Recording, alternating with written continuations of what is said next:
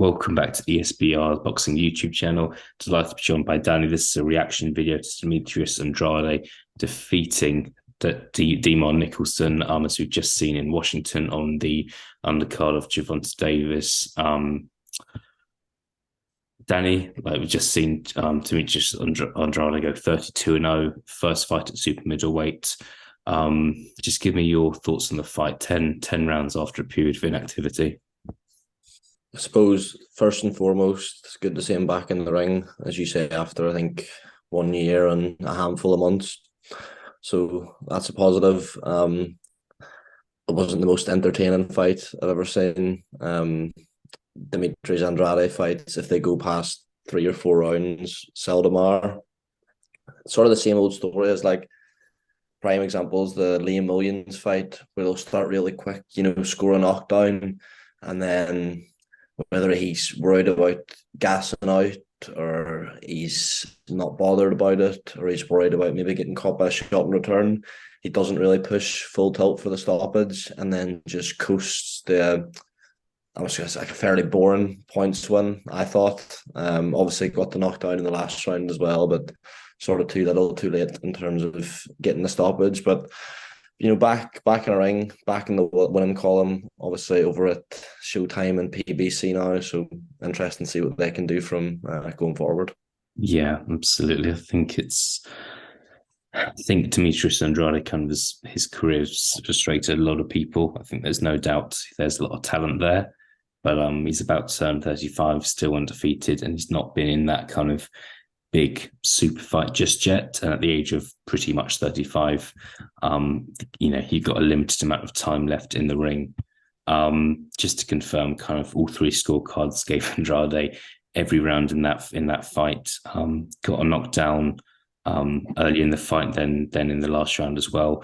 Was knocked down himself halfway through the fight, but the referee deemed it a slip. I think we were texting back and forth. Neither of us thought it was a slip. So yeah, maybe a slight concern that he did get knocked down. However, wouldn't have affected the overall result. Just keen to touch on what's next for him, to be honest, Danny. I think first question I have for you is, this was his first fight at super middleweight. Do you think now this is his new weight division? Do you think he's staying 168 pounds? I would be very surprised if he didn't. I think he's just gone up here to chase that Canelo fight, really. Obviously been very vocal about it in the past, sort of literally hounding Canelo down. So I think definitely he'll stay at super middleweight for that one fight. So we just can't really blame him. It's obviously the biggest payday he could get by a million miles. When that's going to present itself for him, I'm not sure, but I think that's probably the thought process at the minute between him and his camp and the promoters. Yeah, no, absolutely. I think with Canelo, I think we're being told he's next going to fight in May. That won't be against Demetrius Andrade. I think the question is, if he comes through this fight that he has in May, what happens next? Whether that's a pivotal rematch, fighting someone else at super middleweight, who knows? But I'd like to think that one of the names that Canelo gets spoken about with for a fight later in 2023 is Demetrius Andrade. It's, whether that fight happens or not, it's perhaps kind of a big ask, because Canelo isn't necessarily going to give Andrade that fight. There's other options there for Canelo, David Benavidez being one of them, if he wants to continue to stay at super middleweight. Are there any other fights?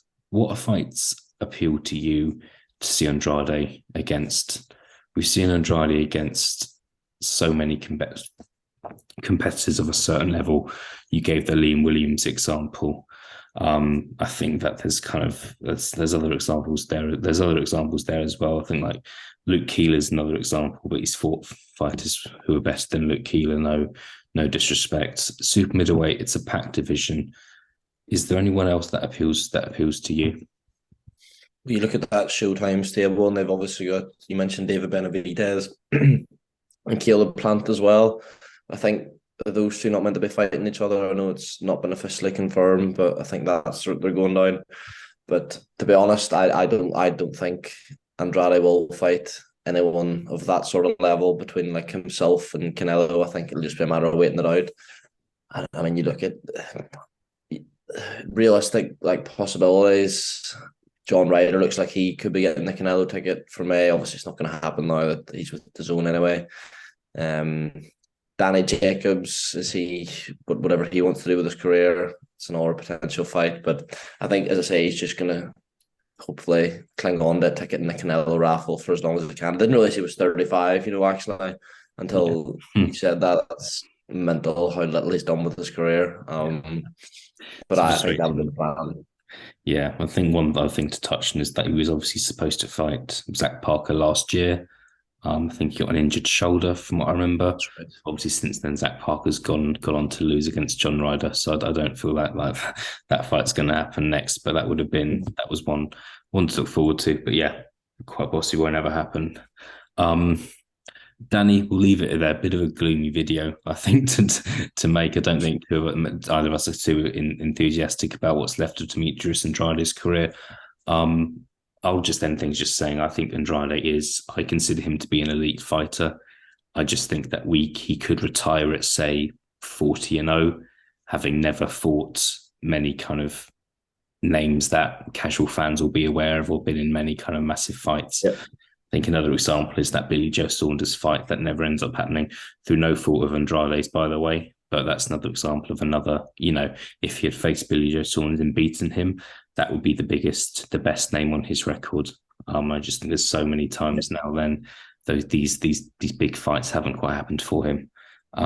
Is there anything else you want to add before we move on? Just one that came into my head there. I mean, this is never ever going to happen, and it would be an absolutely terrible fight to watch. So I don't even know why I'm suggesting it, but there's sort of two fighters maybe struggling for a bit of direction in their careers would be Lerone Richards. Obviously got that win over Carlos Congora. His career's just completely fell flat in his face since that. I mean, as I say, I don't know how likely it is that Sky and Boxer and PBC are going to do a deal, but just sort of came into my head there.